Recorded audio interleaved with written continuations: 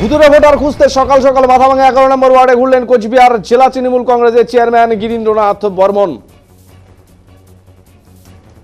গিরিনবাবু বলেন, মুখ্যমন্ত্রীর নির্দেশে তিনি এদিন মাথাভাঙা 11 নম্বর ওয়ার্ডের বিভিন্ন ভোটার কার্ড স্ক্রুটিনি করেছেন। মাথাভাঙা 11 নম্বর ওয়ার্ডের বিপ্লব শাহর এপিক নম্বরে উত্তরপ্রদেশের এক মহিলার নাম রয়েছে বলেও তিনি জানান।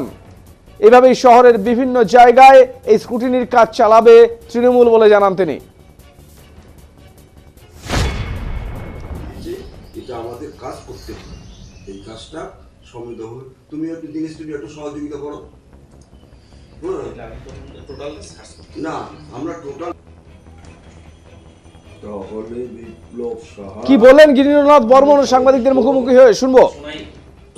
মমতা বন্দ্যোপাধ্যায় 27 তারিখের মিটিংয়ের পর সারা রাজ্য জুড়ে তোড়জোড় হচ্ছে। সমস্ত স্তরের নেতারা আমরা ভোটার লিস্ট নিয়ে ঘরে বসে চিহ্নিতকে করতেছি, সব লোকে সচেতন করছি। সবচেয়ে আগে মাথাভাঙা পৌরসভার 11 নম্বর ওয়ার্ডে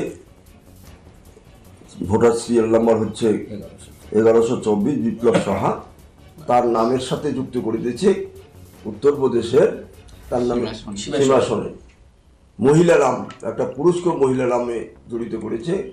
এই যে নির্বাচন কমিশন অনলাইনের মাধ্যমে ভোটার লিস্ট কারেকশনের মাধ্যমে এই যে ভোটার লিস্টে এইরকম মেয়েকে ছেলে, ছেলেকে মেয়ে এইরকম করতেছে, পরবর্তীকালে ফাইনাল যখন ভোটার লিস্ট বের হবে এই ভোটার লিস্টটার কেউ পরিচয় থাকবে, কোনটা গুরুত্ব পাবে, এই নিয়ে পশ্চিমবঙ্গের সাধারণ মানুষদের হয়রানি করার জন্য বিজেপি দল নির্বাচন কমিশন তার এজেন্সির মাধ্যমে এই একটা অরাজকতা সৃষ্টি করতে চাচ্ছে, মানুষদের মধ্যে আতঙ্ক সৃষ্টি করতে চাচ্ছে।